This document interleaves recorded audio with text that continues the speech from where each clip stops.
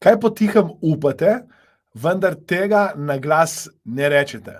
Moje ime je Aleksander in to coaching vprašanje je za vse tiste, ki imate v sebi sanje, imate v sebi želje, imate v sebi to, kar bi radi bili, postali, manifestirali.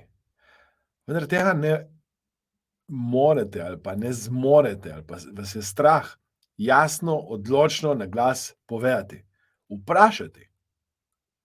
Pred kratkim smo imeli eno udeleženko na delavnici, kjer je povedala, da je en fant ji všeč, vendar temu fantu ne more, ne zmore, si ne upa pogledati, povedati jasno, odločno,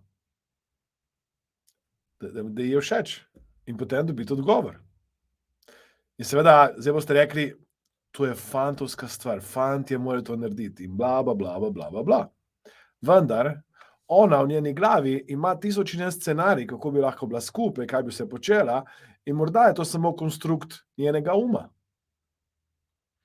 Seveda lahko to isto coaching vprašanje uporabite za ostala področja.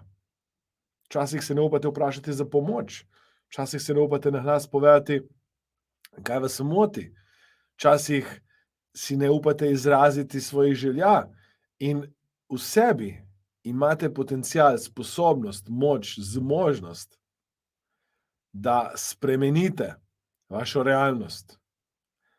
Dovolj je včasih, če na glas odločno, jasno poveste, kaj bi radi. Upam, da je bilo to coaching vprašanje koristno. Upam, da boste s tem coaching vprašanjem bolj odločni, bolj jasni in na glas povedali, kaj hočete.